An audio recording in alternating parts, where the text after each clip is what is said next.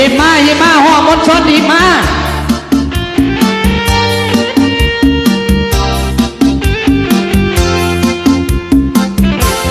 เอ้ยก็งาน้องก็งาจะหักไปดีเอ้ยนั้นงามแท้งามมีเสน่ห์งามเท่ดีหัวยิ้มก็หวานจับใจสองควงแก้มเบี่ยงบานเหมือนดวงดอกไม้หน้าใครหน้าใสส้มตอมแก้มน้ำใจแต่คิดคำควรเธอลำพันโอ้จอมพวนเจ้าสั่งงามงามทางน้ำใจน้องนั้นงามเหมือนเอ้ยงามบ่มีผิดได้แต่คิดบ่จะตัดสินใจสองน้องเอ้ยนั้นงามผูกกันไปฮักเอื้อยใหญ่ยังนางน้องผู้โสภาอกใจนักเมื่อหานั้นมีปัญหาอย่างนักหนาทั้งสองคนนั้นงามเหมือนกัน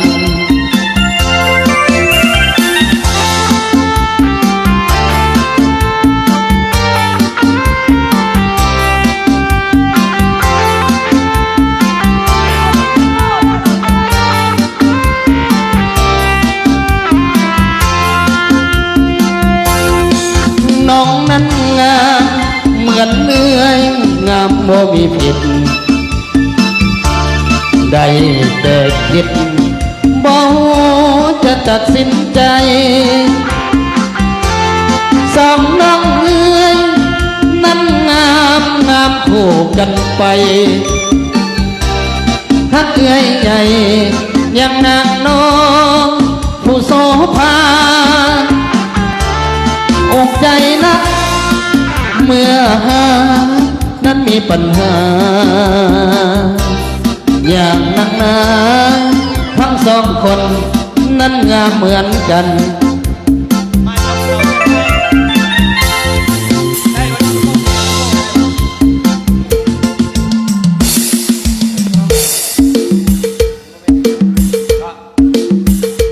เอามายอง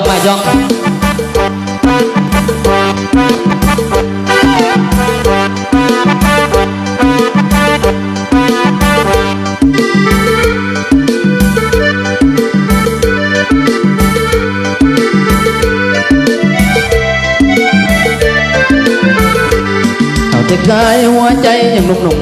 ใจวอดห่มดังไฟสมสวงอยากจะมีสาวน้อยเดินควงหัวใจสื่อสวงเหมือนดาวดวงสวรรค์อย่าเธอเขาให้เป็นคนเท่า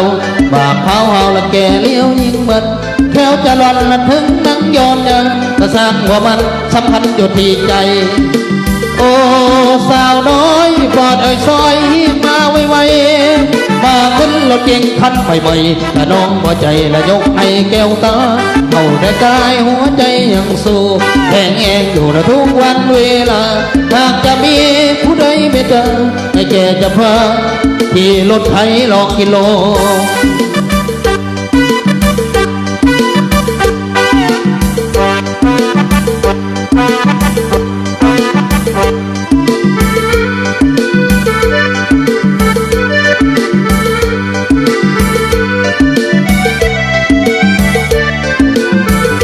เอาแต่กายหัวใจยังหนุ่ม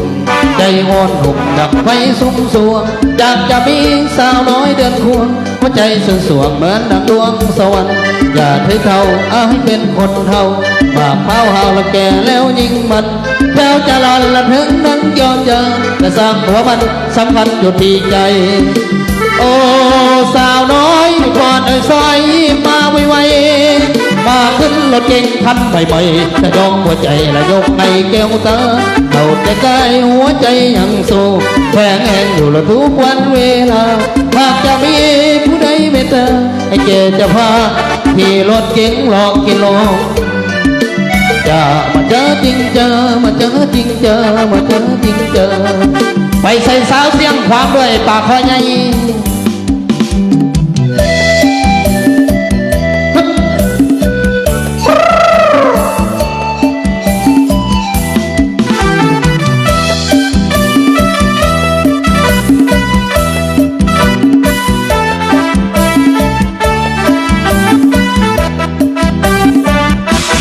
ถึงแผ่นดินดันแสนหักแพง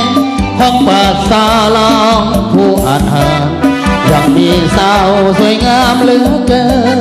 เสิร์ฟแวะเสิร์ฟอายทหารพนักงานทั่วหน้าเสิร์ฟมาแวะจำสาวเสียงขวาน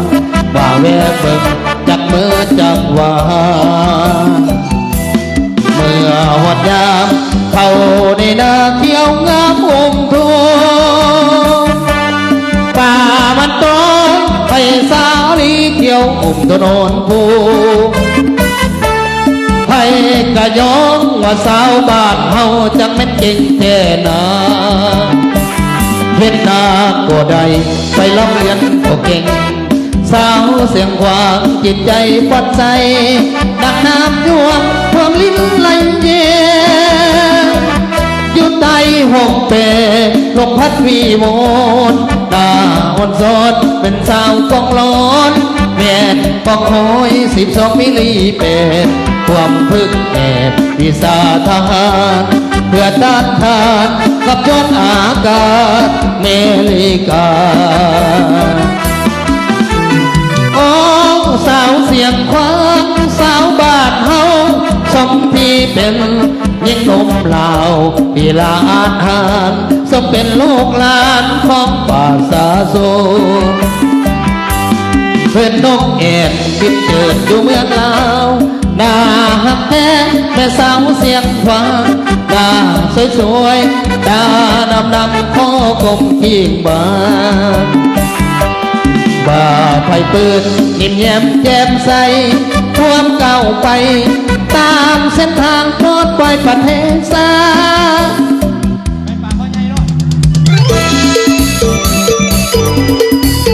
บ่ต้องซ้ำมันดอกคุณน้ำแตกกระมี่แล้วเนี่ยมันห่อน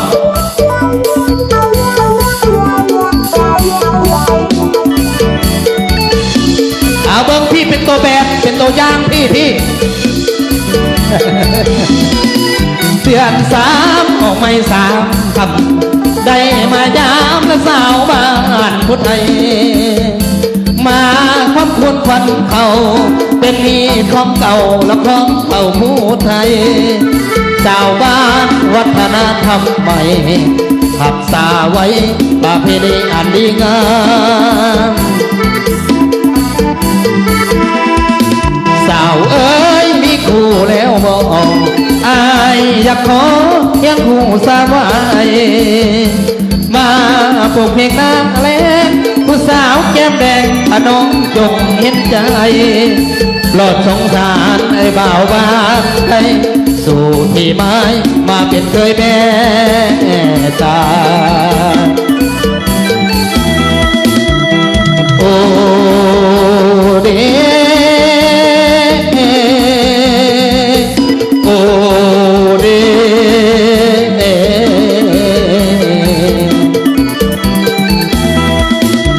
ให้เอ้ยสาวไทยเลยน้องให้น้องโอดเลยสาจำไว้กินเกลือต่างลาบไก่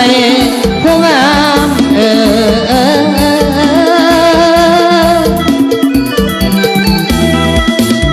ไหล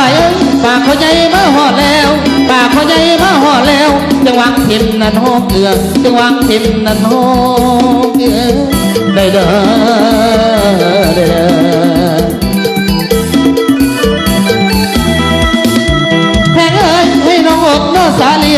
เอาไฟซอยทาผู้งาม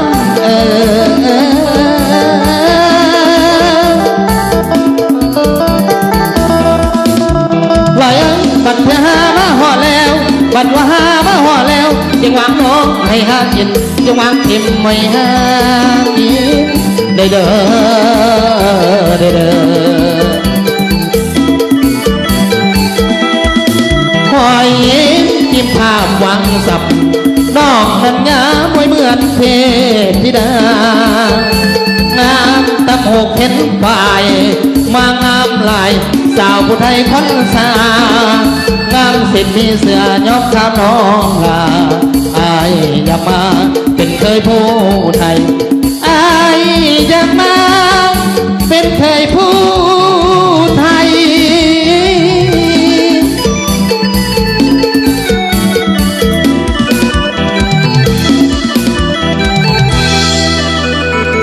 จนกว่าจื้อว่าจักเพลงเหมือนดิสโก้ว่าเอาดิสโก้ได้เหมือน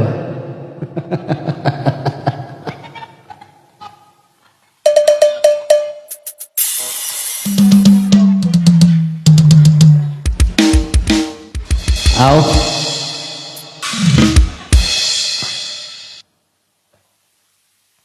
เพิ่นว่าเอาดิสโก้ได้เพิ่นว่าบริยอมได้เนี่ย